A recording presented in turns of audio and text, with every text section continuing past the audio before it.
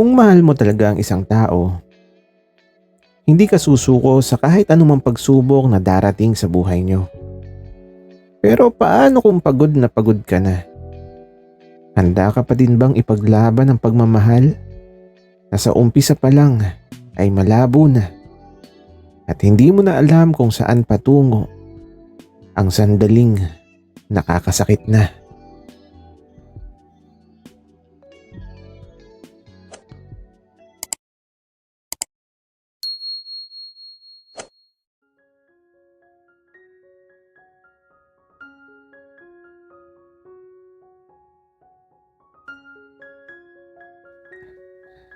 Wala sa plano ko ang pagpunta sa lugar na to. Isang lugar na malayo sa kinagisnan ko. Isang lugar na alam kong malulungkot ako. Dax, saan tayo pupunta? Levi, akala ko ba gusto mo pumunta sa mga paborito kong lugar? Oo, Dax. Pero nakakatakot naman dito. Bakit tayo pumasok ng kuweba? Napakadilim. Baka may ahas dito. Baka mamaya matuklaw pa tayo.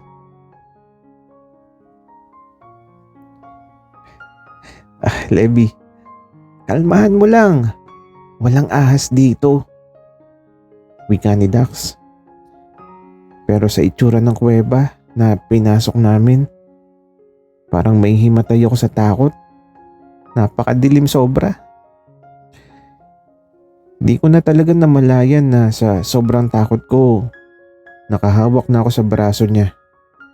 Tapos nakakarinig na ako ng parang tila ba lagaslas ng tubig hanggang sa makarating kami sa isang butas na maliwanag.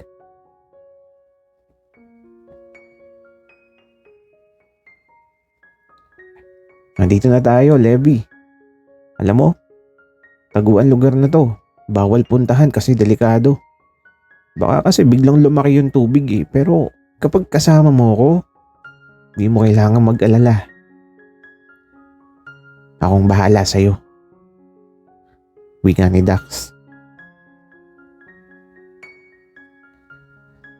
At sa pagpasok namin sa butas, isang napakalinaw na tubig ang nakita ko.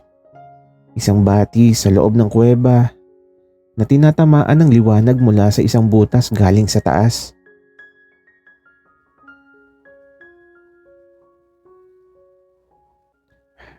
Dax, sobrang ganda naman dito. Sabi ko naman sa iyo, Levi, maganda dito.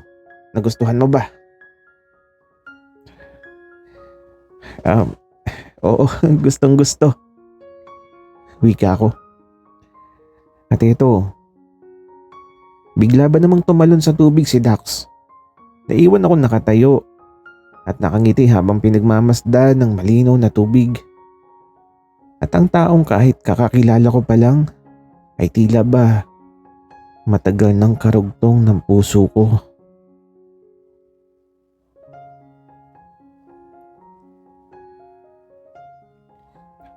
Levi, tara na. Tumalon ka na. Ang sarap maligo, ang lamig ng tubig. Teka Dax, malalim ba? Hindi ako marunong maglangoy. Levi, sakto lang, tara na. Akong bahala sa'yo. Sasagapin naman kita kapag nalunod ka. Okay, sige. Wika ako. At eto na nga. Tumalon na din ako at dumiretso ako sa ilalim. Pero, kagaya ng sinabi ni Dax, agad niya akong sinagip sa ilalim ng tubig. Levi, seryoso ka pala na di ka marunong maglangoy. Dax, mukha ba ako nagsisinungaling? Teka, lamig. Yakapin kita, Levi. Gusto mo para mainitan ka? Gagi, ayoko. Ang arte mo. Pero Levi, magkwento ka nga. Sino ka ba talaga? Bakit bigla ka na lang nagpakita dito? Dax, mahabang kwento eh. Pero sige, sasabihin ko sa iyo. Wika ko, kaya ito. Naupo muna kami sa gilid habang nakalubog sa tubig ang aming mga paa.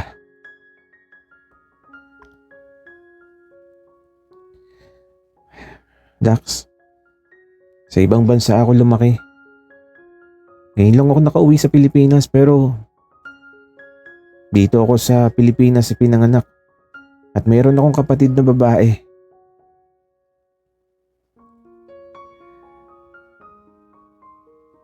At eto, nagbabakasyon lang kami pero babalik din kami sa lugar na kinalakihan ko. Siguro pagkatapos ng bagong taon.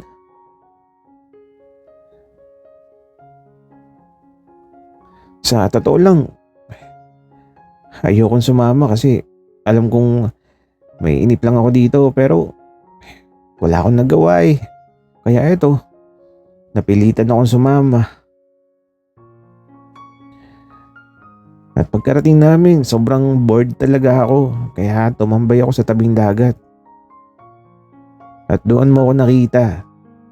Tapos nung umuwi ka, sinundan kita kaya alam ko kung saan ka nakatira.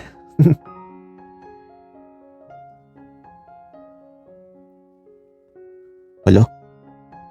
Bakit mo ako sinundan, Levi? Wala lang. Wika ako. Okay. Ganun pala nangyari. Kaya pala nakita kita sa bahay. Pero Levi, ako nang bahala sa'yo habang andito ka. Masasayahin kita ng sobra. Dax, baka naman kapag sumaya ako ng sobra baka di na ako umalis dito. Grabe naman yun, Levi. Pero wag mo nang isipin yun basta ang mahalaga ang maging masaya ka. Wika ni Dax na hinawakan ng balikat ko. Parang may kuryenteng dumaloy sa balikat ko patungo sa buong katawan ko at naipon lahat sa puso ko na sobrang bilis ng pagtibok na para bang kinakabahan ako.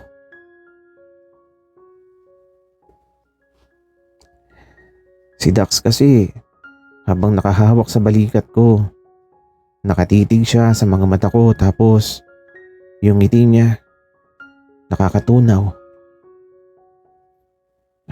Levi, okay ka lang ba? Tanong niya bigla. Oo Dax, okay lang ako. Tara na, maligo na ulit tayo. Oo ba? Tara na, Levi. Wika ni Dax na hinawakan bigla yung kamay ko at eto. Naligo kami sa medyo malalim na parte ng batis. At mula sa liwanag na nanggagaling mula sa itaas, di ko mabitiwan yung kamay ni Dax. Hindi dahil natatakot ako, kundi dahil masaya ako sa paghawak niyang may kasamang pangako.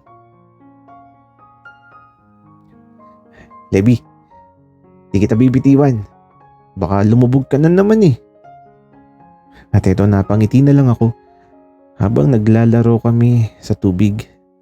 At mula sa lagaslas ng batis, tila ba mas malinaw ang tibok ng puso ko sa nararamdaman kong mahirap ipaliwanag pero masaya ako.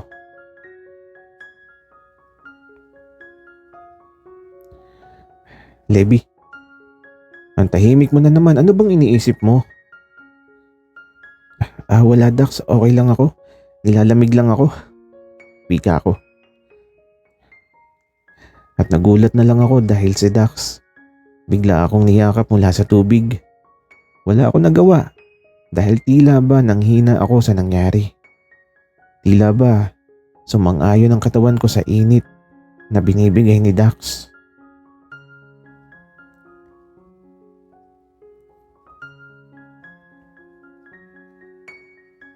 Levi, kapag may kailangan ka, Sabihin mo lang, ibibigay ko hanggang kaya ko. Parang sasabog yung puso ko sa nararamdaman ko. Bakit ganito? Bakit parang tumitigil sa pag-ikot ang mundo?